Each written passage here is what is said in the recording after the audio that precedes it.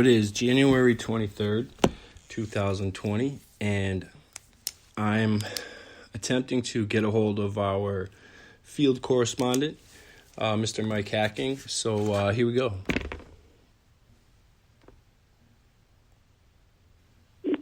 He's got his ear to the street. What up? What's up? Yo, so my God, the audio is already so much worse. Oh, it's terrible. Basically, you can hear it, though, the difference in audio quality between Discord and Facebook. No shit. So apparently Discord is like the kids. That's what the cool nerd kids are doing. The thing is, Discord's not new. It's just, it's been around. It's the best, besides TeamSpeak, which is the most OG video game chat service I think that exists. It looks like an AOL Instant Messenger, but it just uses pretty much non-existent resources. Discord is the best thing. There is nothing better. Discord. Why, though? What makes it great? The concept of Discord was created by Jason Citron, who founded OpenFaint, a social gaming platform for mobile games, and he eventually sold OpenFaint to Gree in 2011 for $104 million, which he used to found Hammer and Chisel, which is a game development studio. Holy shit. Discord itself is a extremely great software program. You can transmit text, image, and video across different communication channels. So, for example, you can have a text subject channel. You can name them whenever you want. So if we were to just roll over to my Discord real quick, we have a Discord called The Kennel. That's Kennal. A-L. Okay. Spelled incorrectly intentionally because it's the canal. It's where the fancy dogs go. The canal. Heard, yeah. Yeah. Oh, that's cool. So, hold on. Let me just say, Yeah. We're not... Discord, if you're listening, we're not sponsored yet, but okay, we'd like to be. Yeah. I get it. Also, now everyone knows it was developed by Jason Statham from Train Spotting, and it's right. what most of the kids are using as far as video chat goes. I downloaded an app today called Discord to try to get on, and an hour and a half later, I'm not on Discord. But I do believe you that it works. It's probably the best audio quality. Yeah. I don't know any. There's definitely a user error going on. If you give me your email, I'm Dude, sure I can get you an email from Discord in about 5 minutes. I'm really good at this stuff. As far as user error goes with this shit, I definitely gave them the right. Why would they set up an account if I let's say I didn't give my right email address? You know how some apps will know that it's not an email address? Yes. So. Yeah, but so the thing is here, we can do that later. If you view the My Account section, we can confirm that later. Okay. Despite Jed's user interface error here, we will give him the benefit of the doubt, and we'll say that it was Discord's fault. Everybody makes mistakes. Discord was made by an extremely small team. But nonetheless, I mean, they're primarily just for any function. Right on. So how are you, anyways, in general? Yeah. Welcome to the Dailies, everybody, with Mike and Jed. I'm doing okay, Jed. How was your week this week? We had a lot going on this week. Not so much. Actually, not so much, no. Not a lot going on, but it's been good. This is kind of cool. I like the way this works out. Like, optimally, I would love to be in the same room, but this way makes it so I feel like I can get a hold of you, and I can get, you got your ear to the street, and I can get whatever's going down from you, from your location. Absolutely. It's different from mine. Speaking of ear to the ground, I would like to mention a real quick shout out to Riffs North. I used to work at Riffs North in East Hampton, and I saw today that Ben, one of the greatest managers I've ever had, he posted that they have a new menu, and that Brayton Stack What is this, a restaurant? Yeah, Riffs over in Turner's Falls. Riff, okay, I saw that a good friend, Brayton, who also an incredible bass player, guitar player. He's in a band over there. I saw that he put a couple pictures up of some food. It looked incredible. They've got a new steak sandwich, some new cauliflower stuff. They have like an Asian fusion cauliflower thing. They got some good stuff going on. Nice steak sandwich. So go check out some Riffs if you're ever in the area. Anybody, it's fucking pretty tasty. Right on, dude. I've heard of Riffs. Like many people have told me to stop by Riffs. I've never been there. It's banging. It's simple but good, man. It's everything in there is Turner's, pretty though, tasty. Also, maybe not a big week for you, Jed, in particular, which is great. For you, though. You've been fielding a lot of ground balls, I feel like. So you know what? Maybe to have a little bit of time on the outfield standing still is good for you. But I'm all right with it. As far as the world is concerned, the world this week is pretty spicy, my guy. Have you been reading the news at all? We got the big fight with Gregor. Everybody knows the joke at this point. McGregor lasts for 40 minutes, and he's the champ. I last for 40 seconds, excuse me. Dude, he reminds me of you, though. He reminds me of you. Yeah, but the thing is, you heard that joke. He lasts for 40 seconds and he's the champ. I last for 40 seconds and I get shit talked by girls. I don't get it.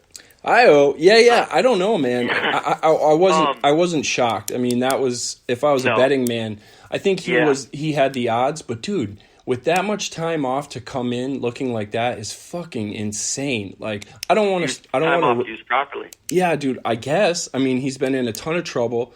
He's been like he got into that big fight outside of the ring with Khabib. Yep. And I started to hate him because of his shit talking. Like, I get it. Like, from like a business standpoint and like promoting, he's the biggest star in the world now. But dude, when you show up and do that, dude, he won with shoulder strikes. Like, nobody's ever seen that. He used his fucking he broke his nose with his shoulder, like in the clinch. It was pretty nuts, and he was super humble. I don't know what has changed. I think he hugged the guy. Yeah, man, he is totally different and rocked him. Like, this is at 170 pounds. He's the only guy ever who's had 3 weight classes scared. Every weight class. Like, when you have your guy coming up, destroying in 155, and you're a 155er, you're like, oh shit, and you're scared. 3 weight classes of fighters. He had all of them shook. None of them really want to fight Conor. I think he's, once in a lifetime talent. Yeah, it's tough for me to tell you that he's the Tom Brady of the MMA. And there's a few things that make me hesitant. But in terms of development of the sport, I think that where we're at right now, he's perfect for what's going on. I think. Yeah, it's fun to watch. I think that MMA gets a lot of bad rap, but fucking poor Rogan, man. There are angry monsters fighting each other in the cage, and the idea is that it is a point-based dancing system. Like, it's supposed to be about finesse, and a lot of those guys get bad, angry raps outside the stage, outside the octagon. It's one of those things where I don't think any other sport is looked at so angrily. Even though, look at the Aaron Hernandez documentary that just came out. I know, what I mean? right, dude? Oh, obviously, they're obviously athletes with issues in everything. Yeah. Look at the fucking, what was it, Hope Murphy or whatever, the Women's USA soccer girl that beat Hope Murphy, she played for the Team USA. She was their goalie. Don't quote me on this. I know she played. Her name was Hope Murphy. She beat the shit out of her boyfriend, who was an NFL football player, and her sister at the same time. Oh, wow. Okay. And that's in the news? She gave him the hands, dude. Ooh, geez Louise.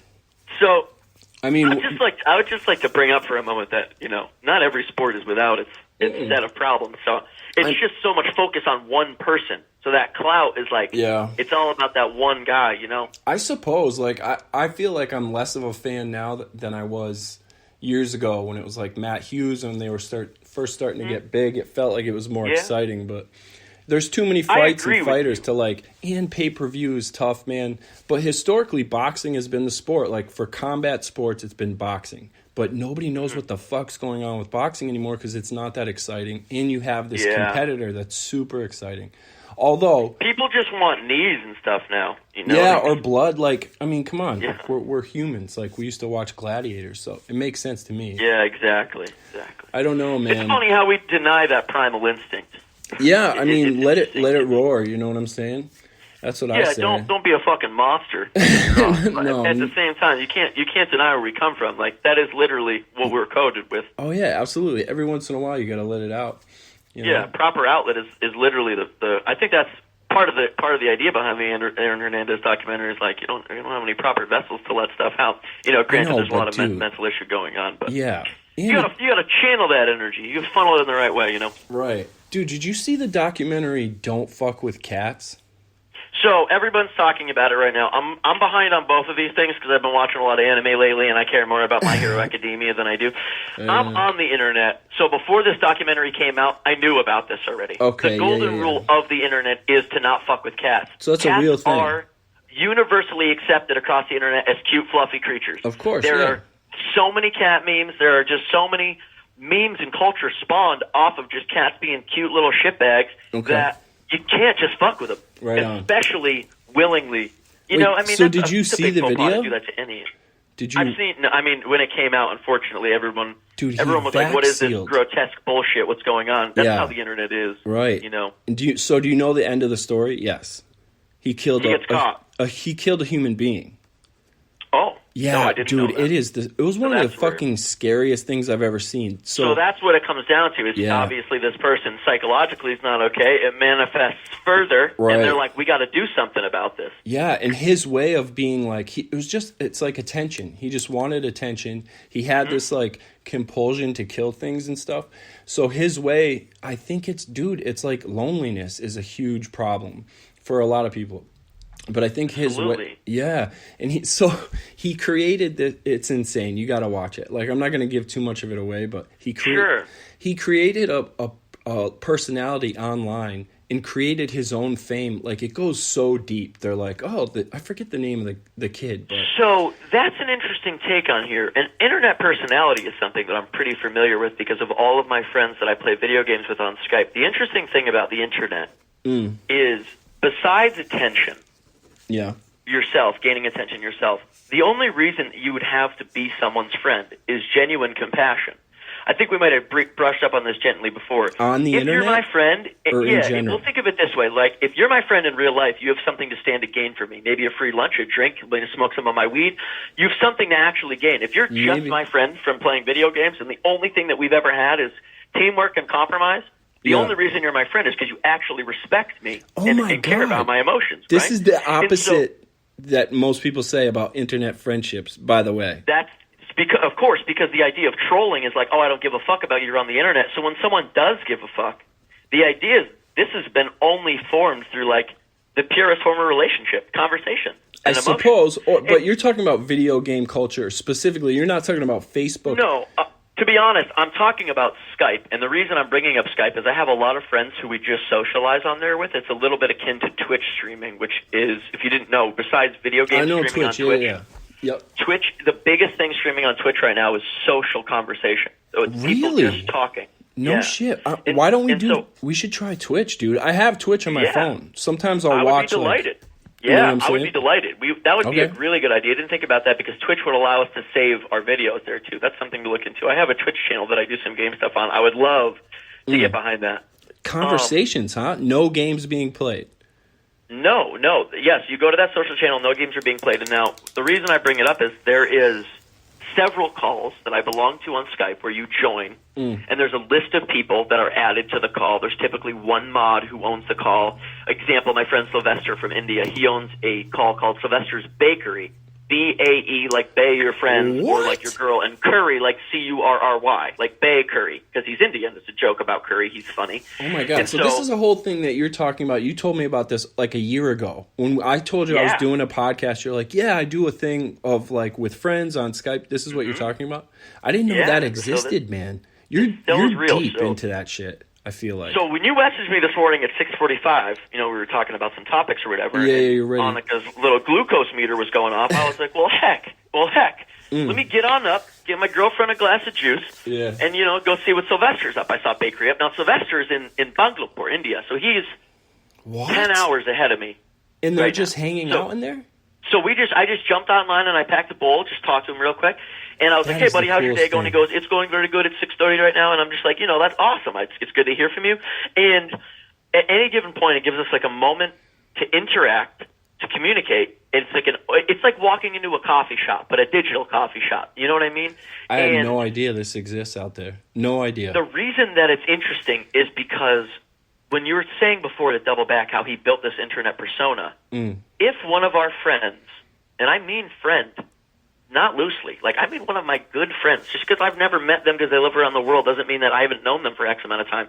Sylvester has been there for me through rough stuff and vice versa. Wow, death and whatever. And at those moments, he could have just clicked a red button and hid from me. Right. It took his courage to stay there and listen to me. It's not like you're stuck with me in person. You know what I mean? Yeah. And so you're talking about a totally different interaction, though. You're talking about... And so...